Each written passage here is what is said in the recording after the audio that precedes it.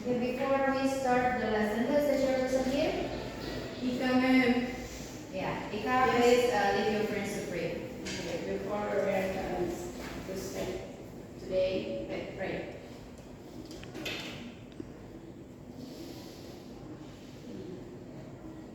Finish. Thank you. Semua sudah dapat kertasnya? Apaan belum? Kertas materi? Yang belum silakan bergabung sama temannya ya. Ya sih.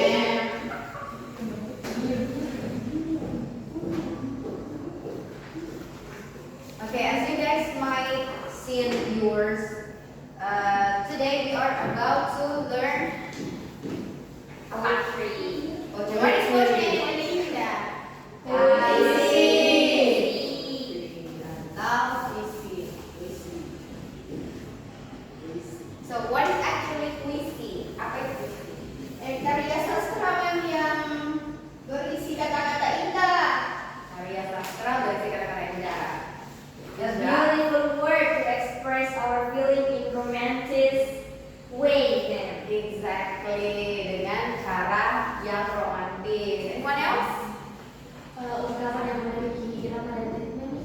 Iya, kapan memiliki makna dan rima. So, poetry is a form of literature that uses our aesthetic and often rhythmic language to convey emotions, ideas, or stories.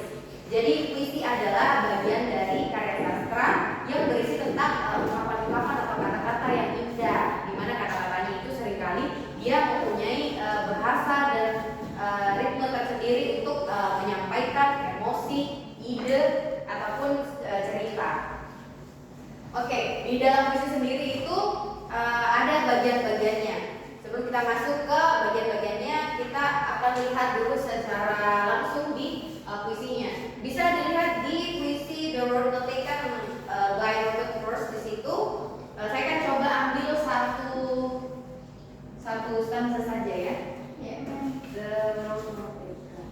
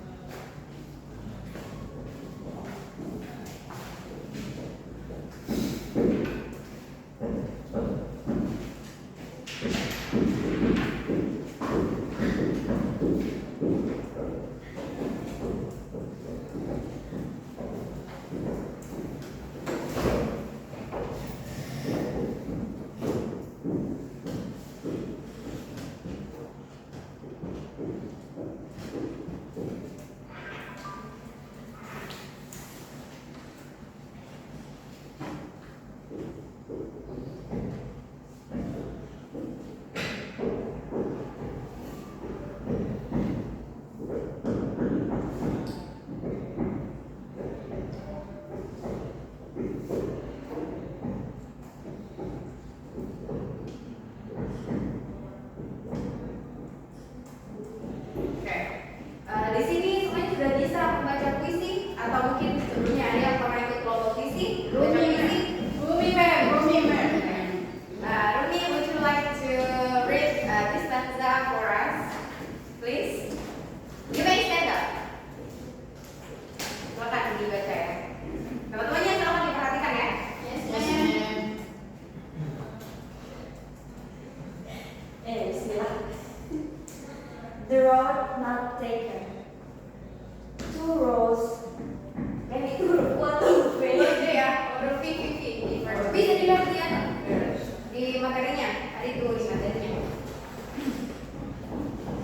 Two roads diverge in a yellow wood. And sorry, I couldn't travel both. And be one travel long I stood, and looked down want as far as I could. To wear it bent in the underground. Okay, very well. Give a applause to her. Anyone else? Masih ada sponsor di bawahnya? Pani, ma'am. Ya, silakan Fanny. Ya, pani, ma'am. Fanny. Okay, ma'am.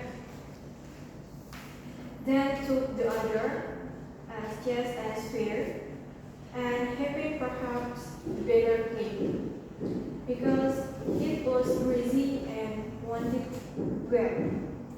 So as for that, passing there had worn down really about the same. Oke, give a applause to Fanny. Oke, dari puisi tersebut kita bisa menganalisis beberapa hal yang ada di dalam puisi. Saya coba ambil dari satu stanza di sini ya. Di sini dalam puisi ya, seperti disebutkan tadi oleh Marina bahwa puisi itu memiliki rima dan ritmenya tersendiri. Ada yang tahu rima itu apa? What is rhyme? Yang akhirannya sama. Exactly. Oke, good job Ira. Jadi rima adalah the pair of sounds that repeats in a poem usually in the end of the lines. Jadi rima adalah ini yang di akhir-akhir.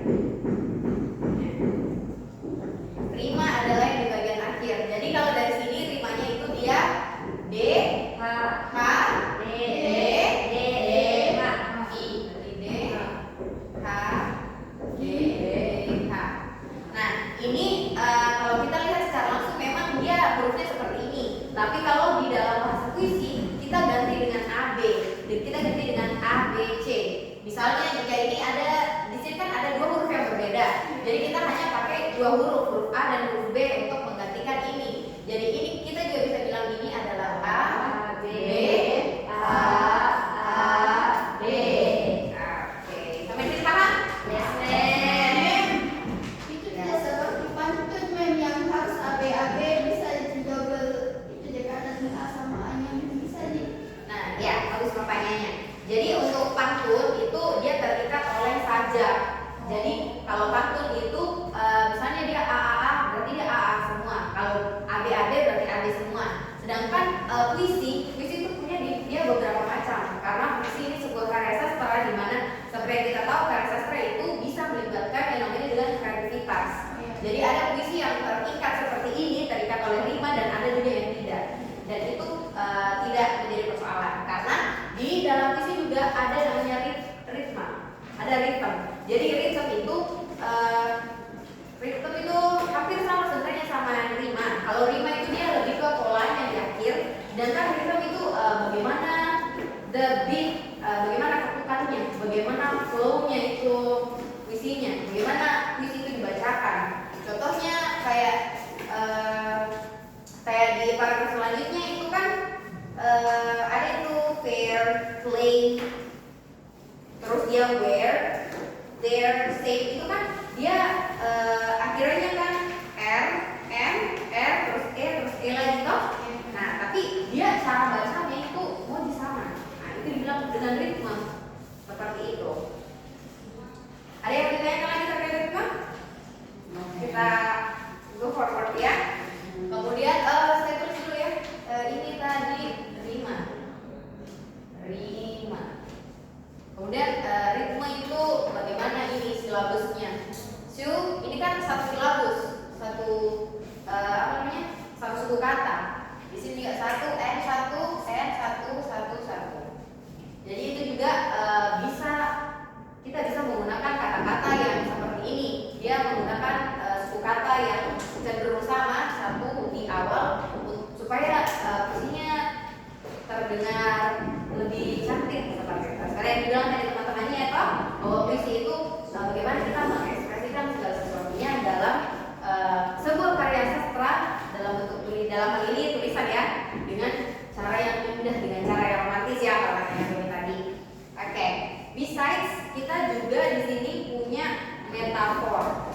Ada kalau dalam bahasa Indonesia itu namanya metafora. Apa metafora? Metafor. Pengandaian. Pengandaian. Yang lain? Atau semuanya setuju kalau metafor pengandaian?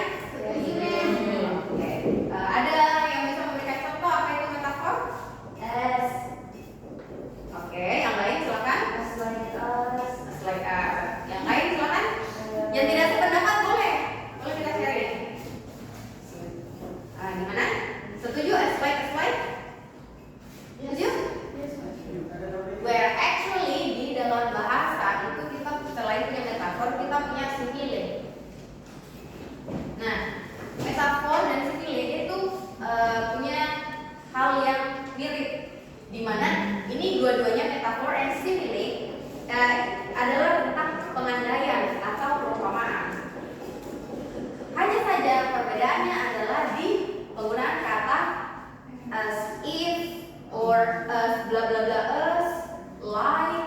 Nah, the question is, do we use the word as or like in simile or in a metaphor? In simile. In simile. Jadi so, Rumi, jadi untuk metafor itu dia tidak menggunakan as. But thank you, at least you try. Jadi untuk metafor dia tidak menggunakan as. Dia tidak menggunakan ini. Kalau saja masuk nggak sih? Men?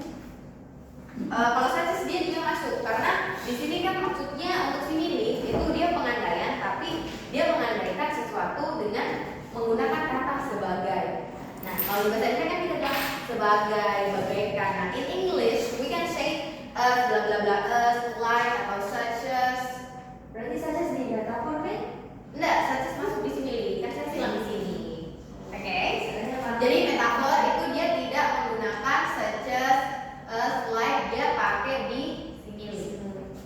Jadi kalau saya ada yang bilang senyummu semanis madu, ya berarti itu termasuk simile. Atau karena dia menggunakan kata sebagai. Kalau misalnya dia bilang senyummu obat bagiku. Nah, kalau senyummu obat bagiku kan berarti tidak menggunakan kata bagai loh. Jadi senyummu obat bagiku itu adalah metafora karena dia mengandaikan tanpa menggunakan kata bagaikan. Oke? Paham? Paham. Nah, kalau di sini ada simile atau metafor? Ada men. As for as. Nah, jadi ini kata yang itu kan ini bisa diganti loh karena ini kan untuk mengumpamakan. And look down what bla bla bla as I could. Bisa as far or anything else. Nah, kalau penggunaan ini as, ini dia harus dibandingkan dengan dua hal. Jadi maksudnya and I look down what as apa. Gitu, ada perbandingannya. Then we have the personification. Personification itu dari penggunaan personifikasi yang jelas. Misalnya di sini menggambarkan apa sih? Misalnya the roads differs in yellow wood. Ini kan di sini dia tidak ada kata-kata yang personifikasi. Personifikasi itu maksudnya kita mengumpamakan suatu hal yang tidak hidup tapi menjadi sesuatu yang hidup. Contohnya, misalnya Yellowwood. Yellowwood itu jalanan, tapi kan di sini dia jalan. Yellowwood itu di sini kayak jalan di musim gugur. That's exactly what Yellowwood is. So here the Yellowwood ini dia tidak masuk di personification karena Yellowwood ini kan menggambarkan two roads, which is memang Yellowwood ya dia ada kaitan dengan two roads itu sendiri. Gitu. Karena kan dia jalan di sini dan ini juga Yellowwood musim gugur. Jadi personifikasi itu contohnya misal atau ada yang bisa memberikan contoh personifikasi itu seperti apa? Contohnya mungkin bunga matahari Iya, diibaratkan sebagai manusia yang kuat tiada. Nah, oh iya, lagunya Sampredi ya. Oke. Ya, itu salah satu bentuk personifikasi karena seperti yang kita tahu bunga matahari itu apa ya? That's only a sunflower. That's it. It's a plant and dia tidak hidup. Tapi di dalam lagunya Sampredi itu dia menggambarkan bunga matahari itu seolah-olah adalah manusia. Nah, itu dibilang personifikasi. Sampai sini paham? Oke, since kalian sepertinya sudah paham di sini, untuk memantapkan pemahaman kalian, silahkan kalian baca ritme yang kedua yang ini. And both that morning equally late sampai ini, and that has made all the difference. Silahkan kalian baca dan silahkan kalian buat penjelasannya tentang bagian-bagiannya seperti rima, ritme, metafor dan simile. Oke? Silahkan dikerjakan secara berkelompok saja ya. Cara di sini ya boleh 3 orang, boleh 4 orang, silakan.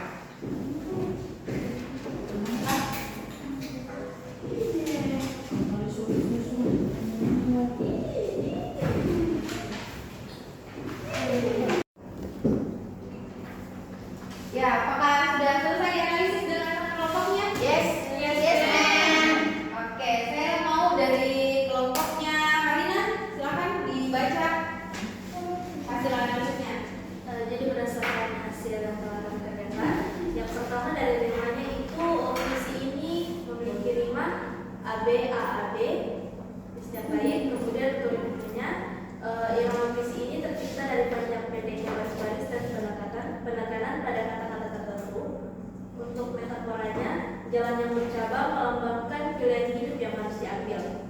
Kemudian untuk I menjadi imagernya yellow wood, yaitu yang menggambarkan suasana di musim gugur, dan grassy and wanted wear, atau yang menggambarkan jalan yang jarang dilalui. Lalu untuk personifikasinya, tidak ada penggunaan personifikasi yang jelas dalam puisi ini, namun jalan yang wanted wear seolah-olah memiliki keinginan. Mungkin itu dari kelompok kami. Oke, kita kelas ke Marina ya.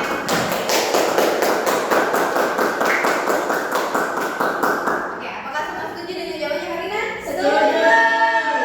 Oke, jadi ternyata dia ritmenya sama dari bait ke bait. Seperti yang kita bahas tadi, dia ritmenya AB AAB, dan ternyata di baris-baris setelahnya itu dia juga tetap sama AB AAB. Kemudian untuk metafor di sini ternyata dari kelompoknya Marina, dia menemukan bahwa metafor itu adalah di sini two roads diverge. Di sini maksudnya dua jalan yang bercabang itu ternyata bukan sekedar dua jalan yang bercabang, tapi dia menggambarkan sesuatu di mana dalam hal ini penulis ini memaksudkan bahwa two roads diverge atau jalan yang bercabang itu adalah sebuah pilihan dalam hidup, seperti itu. Untuk personifikasi saya rasa itu juga sudah jelas ya, tidak ada personifikasi yang jelas di dalam puisi ini. Is there any questions setelah apa yang sudah kita pelajari tadi? Apa sudah paham semua?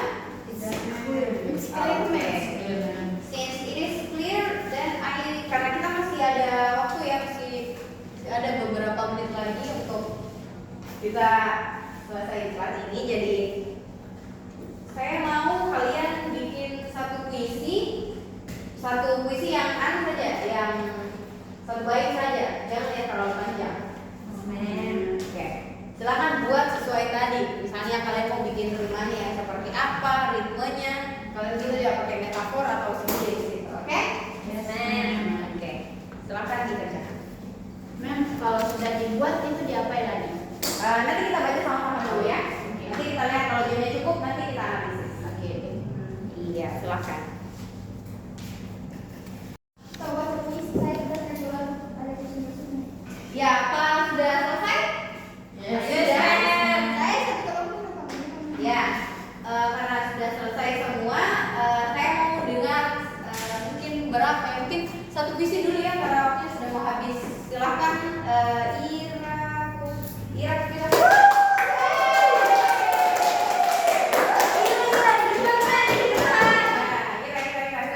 Di situ saja supaya teman-temannya juga bisa dengar lebih jelas.